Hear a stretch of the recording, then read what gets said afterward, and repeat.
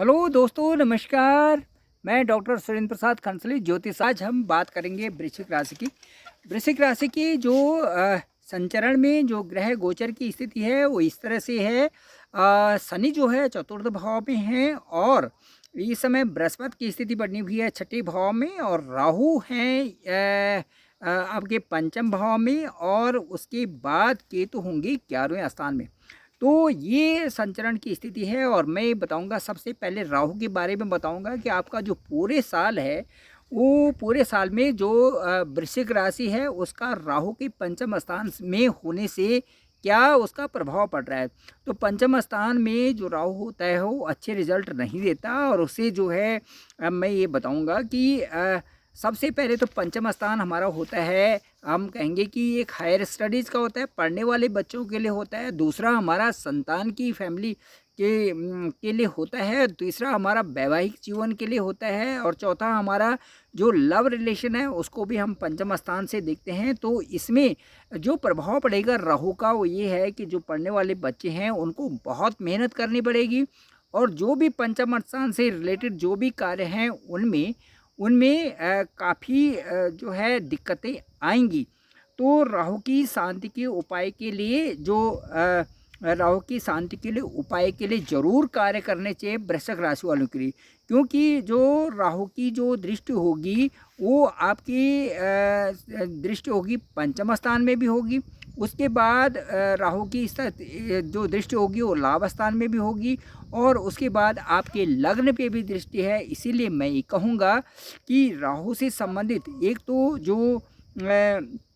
जो इस समय आलस्य का समय रहेगा, और थोड़ा सा इस समय मैं कहूँगा कि आपका जो इरिटेशन होगा, क्रोध की भी आने का संभावना होगी। इसलिए विवेकपूर्ण ढंग से उन पे कंट्रोल करें, तो आपके जो कार्य होंगे फिर वो अच्छी दिशा में आगे चलेंगे।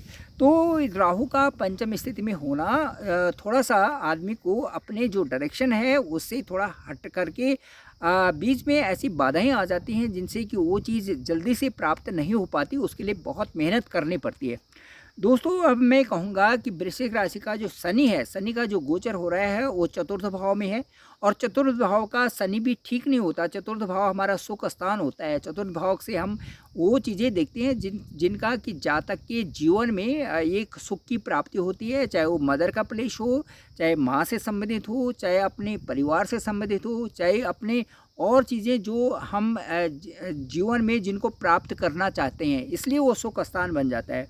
तो सुख स्थान में शनि होंगे तो उससे क्या होगा कि एक अशुभता वहाँ पर आ जाती है। फिर भी सबसे अच्छी बात ये है कि शनि अपनी राशि में बैठे हुए हैं, वहाँ पे कुंभ राशि में बैठे हुए हैं। कुंभ राशि अच्छा लगता है शनि को, तो शनि कुंभ राशि में है। इसलिए मैं कहता हूँ कि अपने घर के अंदर हैं, तो उससे क्या होगा कि जब कुंभ राशि में ही शनि है, मतलब आपके वृश्चिक राशि से चतुर्थ भाव में है, तो उससे उस घर की वृद्धि होगी, और उससे आपको प्रॉपर्टी से संबंधित लाभ होगा, आपका यश भी बढ़ेगा। और इसके साथ साथ में कुछ जो आप सोच रहे हैं परचेजिंग की, या कोई और चीज़ की, प्रॉपर्टी की या लैंड की, या जो और आपके फ्लैट वगैरह लेने की सोच रहे हैं, उनमें आपको कामयाबी मिलेगी।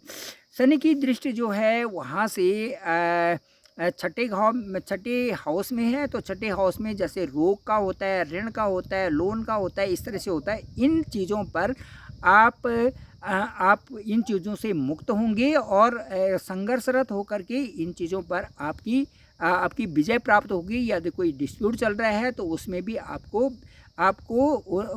जो एक अच्छी राय ही मिलेगी और अच्छी दिशा ही मिलेगी, जिससे कि आप उसमें कामयाब होंगे।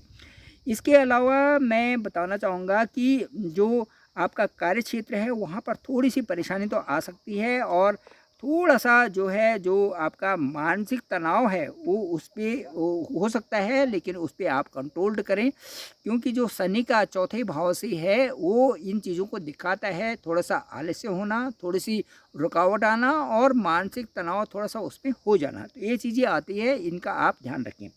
अब मैं बताऊंगा कि गुरु जो है इस समय संचरण कर रहे हैं, गोचर कर रहे हैं वृश्चिक राशि से ठीक छठे भाव में। तो छठे भाव में शत्रुओं के मामले में तो अच्छे समझौता कराने वाला कोई ना कोई आपके बीच में आ जाएगा, और वो चाहेंगे कि आपका जो लोन से संबंधित है, जो कर्जे से संबंधित है, जो आपका डिस्प्यूट से संबंधित है, या कोई भी जो उस छठे स्थान से संबंधित है, जो भी चीज़ें हैं उनमें आपको एक अच्छी राय मिलने वाली है, अच्छा समझौता मिलने वाला है, उससे आप उन चीज़ों से आगे बढ़ जाएंगे। उसके बाद बृहस्पति की जो पंचम दृष्टि होगी वो होगी आपके नौकरी के स्थान पर, वो होगी आपके व्यवसाय के स्थान पर, वो होगी आपके कर्म के स्थान पर। तो वो आपके कर्म वहाँ पर से नए सोर्सेज भी ढूंढेंगे और नए ढंग से आपकी कार्य करने की वहाँ पर क्षमता भी बनेगी। तो इसलिए बृहस्पति का गोचर अच्छा आपके लिए हो गया। अब उसके बाद होंगे हम उसके बाद बृहस्पति का मैं ये देखूंगा कि लग्न के भाव में भी अच्छा रहेगा, और वहाँ से जो आपका मैरिजेस भी है सप्तम में भी उसका अच्छा प्रभाव रहेगा, और उसके बाद लग्न पे भी अच्छा प्रभाव रहेगा। साथ साथ में वैवाहिक जीवन भी आपका अच्छा हो जाएगा, व्यापार से संबंधित भी ठीक हो जाए, और भाई बहनों के सामने भी बृहस्पति की दृष्टि होगी तो उससे आपको एक अच्छा सा वो तालमेल मिलेगा। घर में, परिवार में, भाई बहनों के साथ में अच्छा सा आपका सामंजस्य बना रहेगा, ये बहुत अच्छी बात है। तो इसके बाद मैं ये कहूँगा कि लव रिलेशन वालों के लिए भी बृहस्पति का जो दसम स्थान में बैठने का है ये अच्छा रहेगा, और वो अपना अच्छा सेटलमेंट करके आगे बढ़ सकते हैं, और उनकी अच्छी एक ट्यूनिंग बन सकती है। तो ये था। अब यदि हम दैनिक देखते हैं कि दैनिक जो हम राशिफल देखते हैं, या तो उसको हम चंद्रमा से देखते हैं, और यदि हम पूरे वर्ष का देखते हैं, वर्ष को देखते हैं, पूरे एनुअली देखते हैं, तो उसको हम सूर्य से देखते हैं।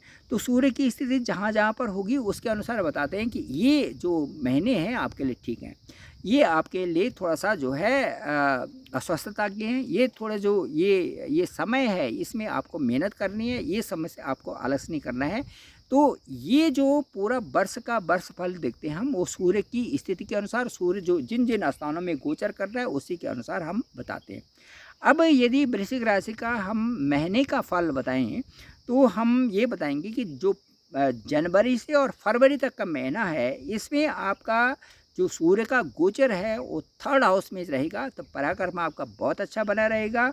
तो उससे क्या है, आप जागरूक रहेंगे और अपने कार्यों में आप रुचि लेंगे और उनको आगे बढ़ाएंगे, तो अच्छा समय है। उसके बाद जो फरवरी से और मार्च तक का है, इसमें मैं ये कहूँगा कि थोड़ा सा चिंताजनक बने रहेगा, क्योंकि शनि वहाँ पर रहेंगे और सूर्य के साथ में रहेंगे, तो शनि और सूर्य की तो बनती नहीं, इसलिए थोड़ी सी एक चिंताजनक वाली स्थिति बन जाती है बीच में। लेकिन चूंकि शनि भी अपने घर पे हैं और सूर्य वहाँ पर आए हुए हैं, थोड़ी सी परेशानी तो रहेगी, लेकिन उसके बावजूद ये मिला जुला फल मिलेगा और आप अपने समय को अच्छा बना सकते हैं।